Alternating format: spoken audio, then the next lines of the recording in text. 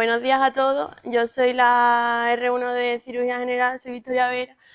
Creo que todo el mundo me conoce, pero bueno, por si no hemos coincidido en guardia y tal.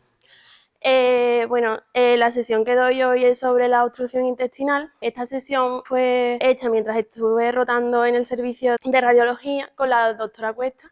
Y bueno, es para saber un poquito el manejo de la obstrucción intestinal, tanto a nivel de primaria en urgencia, como para saber también identificar los rasgos más característicos en las pruebas de imágenes. La obstrucción intestinal es una de las patologías quirúrgicas en urgencias que más encontramos en la puerta.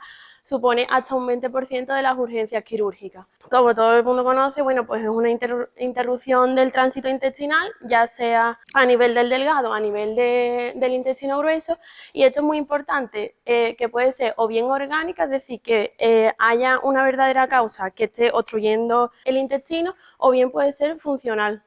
Es decir, que sea a nivel del sistema nervioso lo que nos esté provocando el problema. Cuando nos llega un paciente a urgencias con obstrucción intestinal, lo primero que tenemos que hacer es una analítica para ver, bueno, pues los parámetros como los iones, por si hubiera alteraciones electrolíticas, también la PCR, los leucocitos, por si puede ser una patología que nos indique que sea más infecciosa. Y después también, además de la analítica, es muy importante los síntomas del paciente. Primero tenemos que ver las náuseas y los vómitos, porque esto nos va a indicar pues a qué nivel se encuentra la obstrucción. En caso de que los vómitos sean biliosos, pues la obstrucción nos va a indicar que está más alta, mientras que si son de contenido fecaloideo, pues nos va a predecir que puede ser que esté más baja. Después, por otra parte, es importante conocer el nivel de dolor abdominal que tiene el paciente, puesto que un dolor continuado nos puede, y digamos demasiado exagerado, nos puede indicar que el paciente de verdad sea una urgencia quirúrgica y puede ser una obstrucción intestinal con isquemia de la misma. Entonces, esto va a ser también muy importante, saber el dolor verdadero del paciente. Por otra parte, la distensión abdominal, que cuanto más baja esté la obstrucción, más distensión abdominal vamos a encontrar. Y por otra parte, la ausencia y expulsión de gases y heces. Bueno, esto es muy importante en radiología, que la radiografía, cuando tú tienes una obstrucción intestinal, pide tanto radiografía en decúbito supino como en bipedestación, pero la que verdaderamente nos va a decir que el paciente está obstruido es la radiografía en decúbito supino, ¿vale?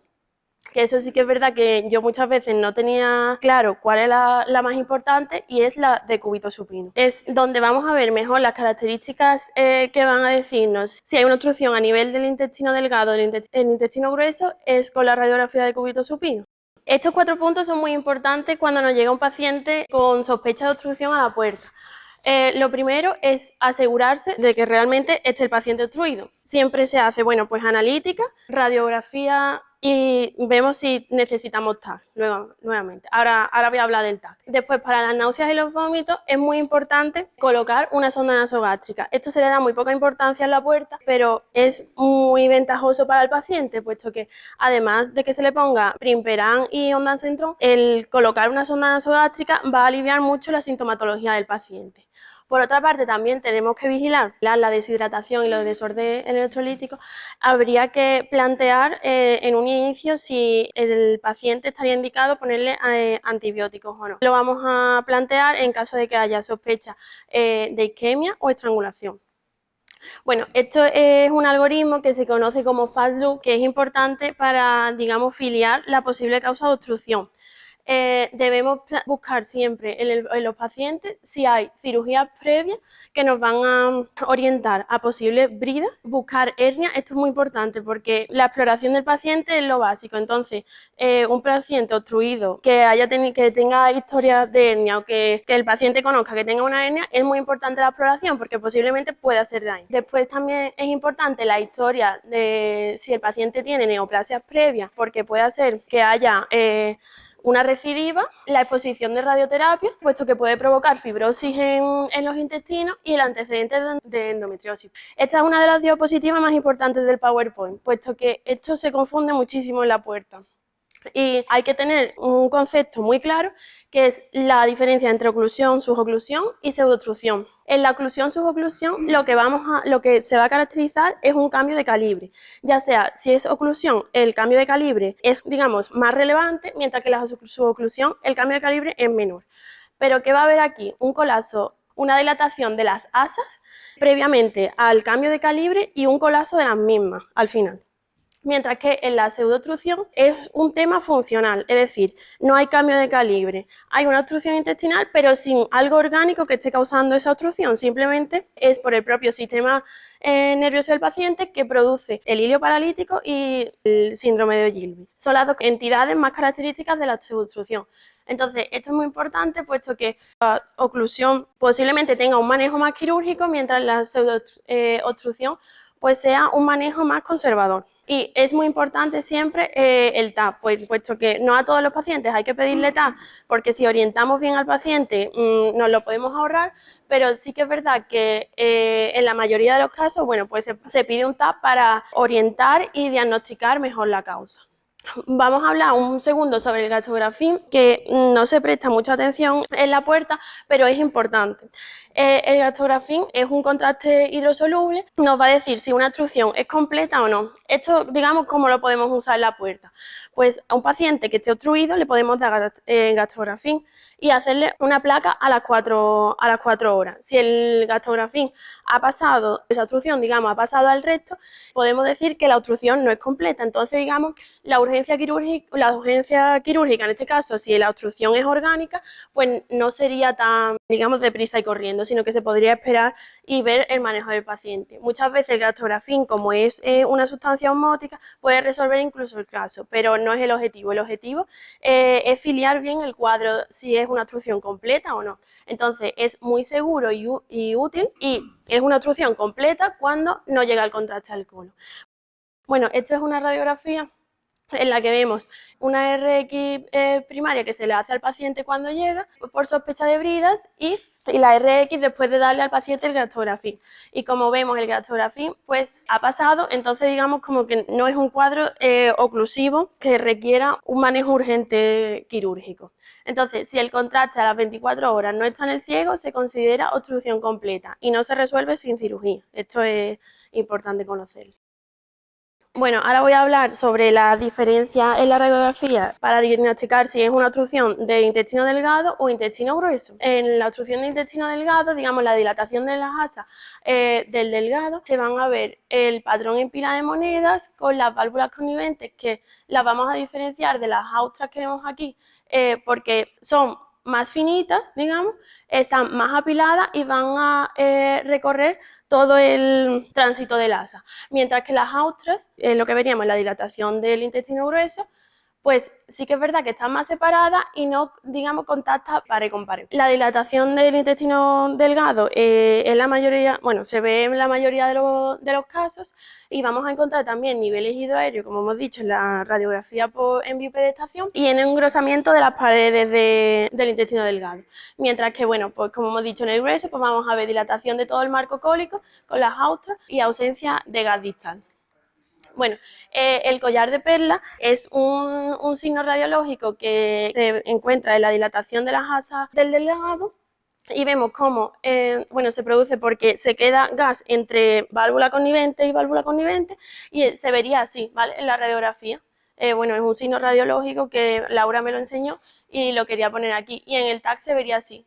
Aquí vemos como estas burbujitas de aire son las mismas que se ven aquí, por si lo vemos, que es bastante característico de dilatación de intestino delgado. Antes de empezar con los casos clínicos, esta diapositiva también hay que hacerle un poquito de hincapié, puesto que la funcionalidad de la válvula connivente es muy importante a la hora de la precipitación de un manejo quirúrgico. ¿Esto qué quiere decir? Una válvula iliocecal competente va a hacer que, si hay una obstrucción en el intestino grueso, haya una dilatación muy grande del marco cólico, que esto es una cosa muy, bueno, pues muy importante, puesto que puede haber una perforación. Entonces, esto sí es una urgencia quirúrgica, ¿vale? Mientras que si la válvula no es competente, sí que es verdad que encontraremos dilatación en las asas del intestino delgado, y con estos pacientes pues sí podemos tener un poquito de más manejo y demora a la hora del tratamiento. Las causas más importantes de obstrucción a nivel del intestino delgado pues son las bridas y a nivel del intestino grueso es el cáncer. Esto supone más de la mitad de los pacientes que encontramos con obstrucciones, mientras que después, bueno, pues encontramos la hernia y también el cáncer, aunque menos frecuente, y el vólvulo y la enfermedad diverticular, sobre todo en pacientes con cierta edad.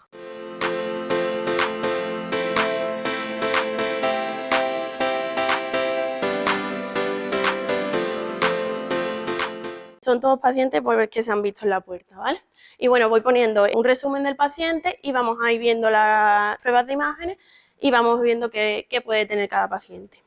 Bueno, pues el primero es un paciente de 83 años que acude a urgencias por dolor abdominal, vómitos, con antecedentes de cirugía y con un abdomen, bueno, pues globuloso y doloroso. Este es el TAC que encontramos y vemos aquí como hay dilatación de las asas y aquí las vemos también, como hay dilatación de las asas. Vemos aquí también dilatación de asas con aquí un pequeño cambio de calibre. Bueno, pues un paciente con esta prueba de imagen y sabiendo los antecedentes de cirugía del mismo, pues este paciente lo que tenía era unas bridas. Las bridas es una cicatrización patológica de la serosa peritoneal que producen muchos pacientes al ser operados del abdomen. La mayoría se resuelve sin tener que volver a operarse, pero bueno, siempre es un diagnóstico, digamos, de exclusión, puesto que en pruebas de imágenes no se ve las bridas de manera clara, sino que sería el diagnóstico de certeza lo tendríamos en el quirófano cuando ya abrimos y vemos que sí es una brida, aunque como ya digo, no en la mayoría de los casos el paciente con un manejo conservador se puede tratar y se puede solucionar el caso. Bueno, este es otro paciente de 97 años que acude a urgencias por dolor en epigastrales. Bueno, este es un paciente que tratamos y operamos el doctor Palomo y yo en una guardia. Bueno, y aquí siempre nos fijamos primero en la radiografía de cúbito supino, que no es que la de bipedestación no sirva, pero donde nos tenemos que fijar de verdad es en la de cúbito supino.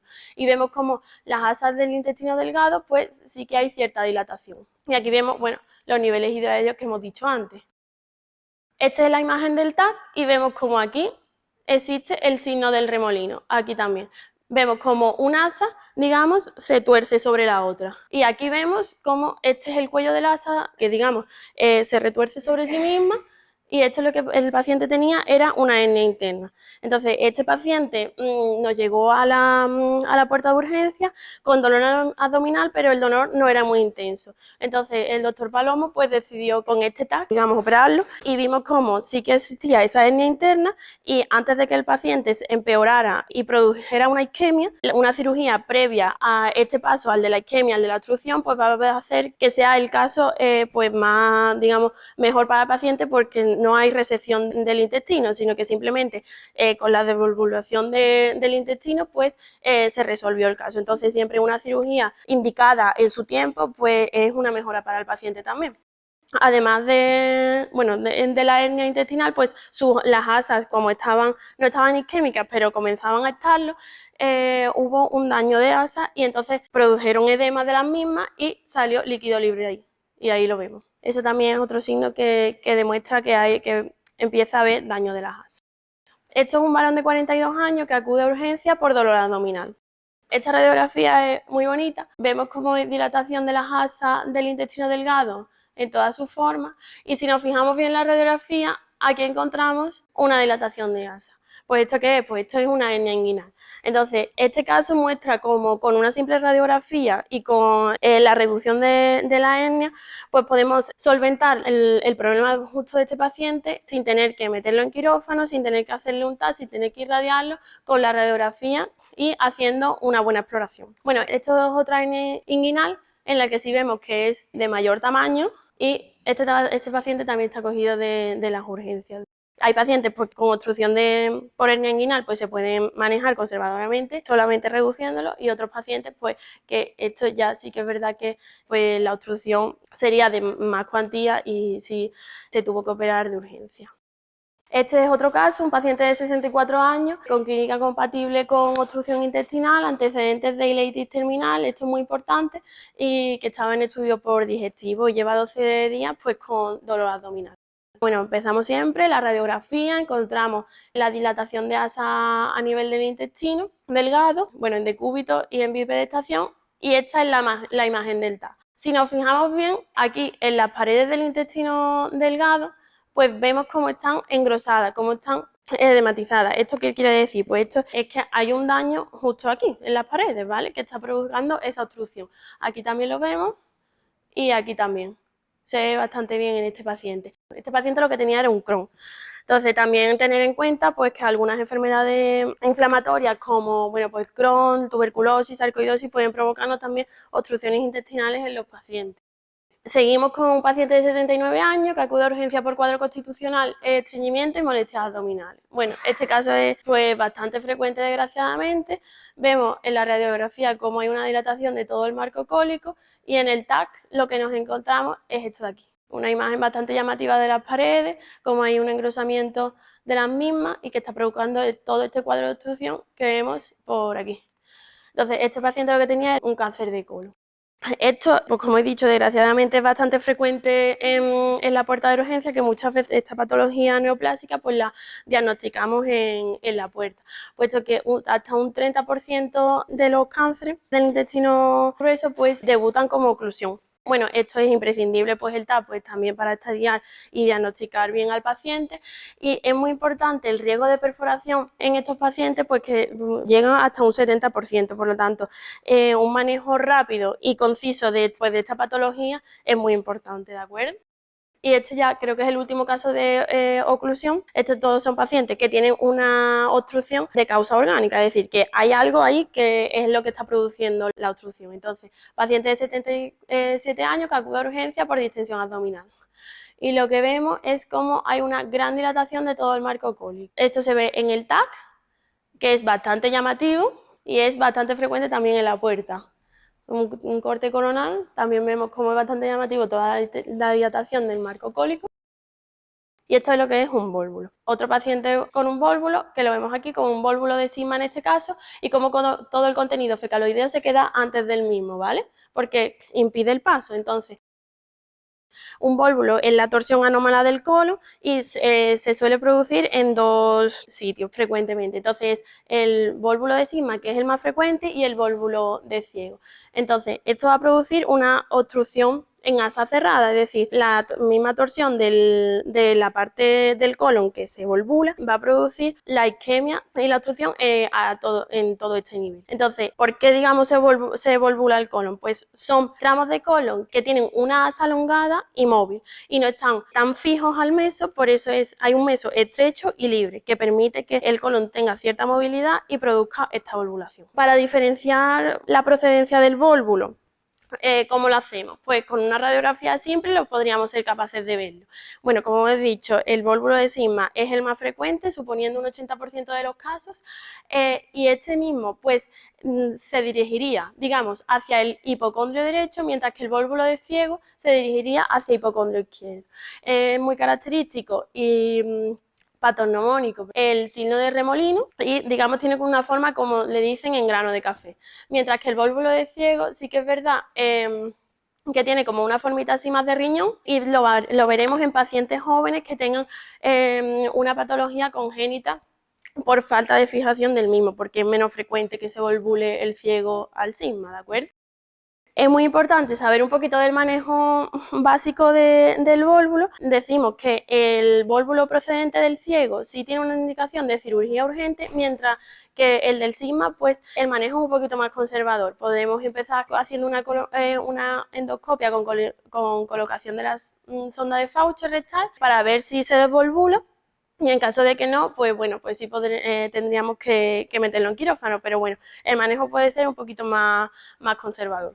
Bueno, y este ya sí que creo que es el último, un paciente de 58 años con antecedentes de vagotomía hace 7 años por una enfermedad ulcerosa. Este es un caso de un paciente que también tuvimos en una guardia y vemos cómo hay dilatación de todas las asas del intestino delgado, ¿de acuerdo? Y vemos aquí, esto de aquí nos llama la atención, pero esto de aquí negro no es negro del todo, sino que tiene como así rayitas blancas. Entonces, eso nos demuestra que tiene cierto componente fecaloideo. Entonces, este paciente lo que tenía era un bezoar, ¿vale? Bueno, y ya por último voy a hablar de la pseudoobstrucción, que he dicho antes que producía obstrucción intestinal también, con un cuadro muy parecido a la obstrucción orgánica, pero sin ser orgánica, es decir, sin que haya una causa exacta, sino que simplemente es una disfunción del sistema nervioso, es decir, el parasimpático no actúa y tiene un gran componente simpático. ¿Esto qué hace? Una parálisis y una actividad motora no efectiva del tránsito intestinal. Entonces, esto no va a haber, como he dicho, ninguna función orgánica, pero sí lo que va a haber pues es una desregulación. Entonces, bueno, estos cuadros son más difíciles de diagnosticar, puesto que son de exclusión, digamos, siempre hay que descartar una causa verdaderamente orgánica. Entonces, es importante el contexto clínico del paciente, identificar el factor desencadenante y decimos, bueno, pues eso, que es una pseudoobstrucción porque no es una lesión estenosante, ¿de acuerdo? Pero clínicamente y radiológicamente, pues vamos a tener signos bastante parecidos. Entonces, por eso hay que tenerlo un poquito en mente siempre este cuadro cuando encontramos un paciente con obstrucción intestinal, puesto que también son bastante frecuentes, sobre todo en pacientes mayores como ahora venimos. Entonces, esto es una mujer de 90 años que llega a la urgencia con distensión abdominal de 3 días de evolución y vemos esta radiografía, vemos como hay una gran dilatación del marco cólico, ¿de acuerdo? Y esta es la imagen del TAC. Entonces, vemos cómo está la dilatación, no vemos colapso de asas, ni vemos cambio de calibre, vemos aquí sí que hay contenido fecaloideo aquí al final de la ampolla rectal, vemos como todo el marco cólico pues está bastante dilatado, ¿de acuerdo? Y entonces esta paciente lo que tenía era un síndrome de Ogilvy. Entonces, el síndrome de Ogilvy es una patología que se produce sobre todo en colon ascendente y transverso. Y la vamos a encontrar en pacientes debilitados, hospitalizados, con la toma de muchos fármacos que van a producir la alteración de la movilidad del colon, ¿de acuerdo?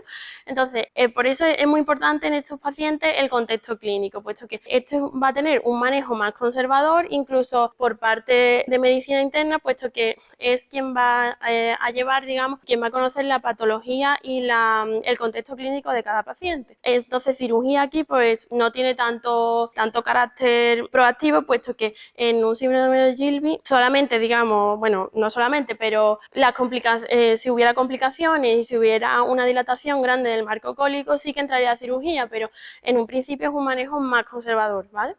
Entonces, es importante que el manejo de cirugía, si la dilatación del colon, ¿vale? Pues es más de 12 centímetros. En área quirúrgica, ¿qué podemos hacer con un paciente que encontremos con este síndrome? Pues para empezar, unas medidas generales, como he dicho, la importancia de la sonda nasogástrica para evitar y para mejorar el estado clínico del paciente, la neostigmina, que es un fármaco parasimpático mimético, que va a favorecer la movilidad del colon y va a favorecer pues que el paciente salga de esa, digamos, de ese parón intestinal que tiene, si me permitís la expresión, y bueno, pues también podríamos hacer un manejo más específico con colonoscopia descompresiva, ¿de acuerdo? Y entonces cirugía solo sería en caso de perforación, en caso de que ya el paciente pues no mejorara con un tratamiento pues más conservador y bueno, pues en el caso de cirugía habría que hacer finalmente un estoma de protección, ¿de acuerdo?